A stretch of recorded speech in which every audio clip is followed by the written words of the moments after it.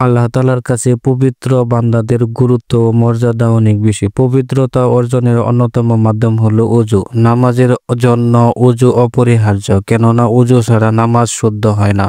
আল্লাহ তাআলা বলেন, হে মুমিনগণ, যখন তোমরা সালাতের জন্য প্রস্তুত হবে তখন তোমরা তোমাদের মুখমণ্ডল ও দুই কোণ পর্যন্ত ধৌত করবে এবং তোমাদের মাথা মাসহ করো, দুই পা টাকনু পর্যন্ত ধৌত করো।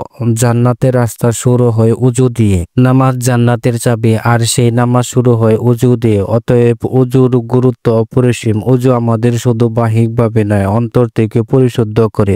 হযরত জাবির ইবনে আব্দুল্লাহ রাদিয়াল্লাহু থেকে বর্ণিত, রাসূল সাল্লাল্লাহু আলাইহি সাল্লাম বলেছেন, বেহেশতের চাবি হচ্ছে নামাজ, আর নামাজের চাবি হলো ওযু। সবসময় ওযু অবস্থায় থাকার ফজিলত। নামাজের জন্য ওযু করা বাধ্যতামূলক হলেও সবসময় ওযু অবস্থায় থাকা একটি মুস্তাহাব আমল, যার ফজিলত অত্যন্ত বড়। এর মাধ্যমে আল্লাহর ভালোবাসা লাভ হয়। আল্লাহ তাআলা কোরআনে ইরশাদ করেন, নিশ্চয় আল্লাহ তাআলা তওবাকারী এবং পবিত্রতা অবলম্বনকারীদের ভালোবাসেন। হযরত বেলাল রাদিয়াল্লাহুর বিশেষ আমল। বিশিষ্ট সাহাবী হযরত বেলাল রাদিয়াল্লাহু সবসময় ওযু অবস্থা থাকার অভ্যাস গড়ে তুলেছিলেন।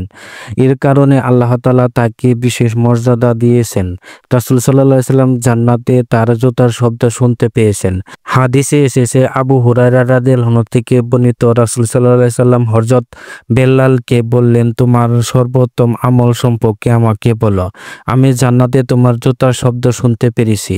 বেলাল রাদিয়াল্লাহু বললেন, আমার সর্বোত্তম আমল হলো আমি রাতে ও দিনে ওযু অবস্থায় থাকি, আর যখনই ওযু করি তখন সাধ্যমতো নামাজ আদায় করি। ফেরেশতার দোয়া লাভ। ওযু শুধু ইবাদতের উপকরণ নয়, বরং রাতে ঘুমানোর সময় এক বিশেষ রহমতের দরজা খুলে দেয়। যারা ওযু অবস্থায় ঘুমায় তাদের জন্য ফেরেশতা দোয়া করেন।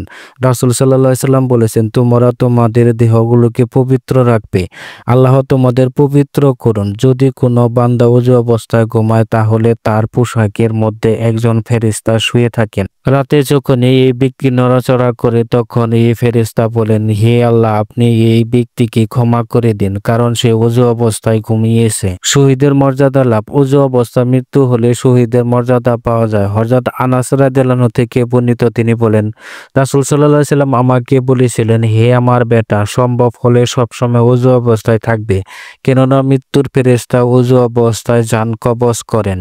তার শাহাদতের মর্যাদা লাভ হয়। তাই আমাদের উচিত শুধু নামাজের সময় নয়, বরং সম্ভব হলে সবসময় ওযু অবস্থায় থাকার চেষ্টা করা। আল্লাহর সন্তুষ্টি, আত্মিক প্রশান্তি এবং আখিরাতের কল্যাণ লাভের আশায় আল্লাহ আমাদের সবসময় পবিত্র থাকার তৌফিক দান করুন।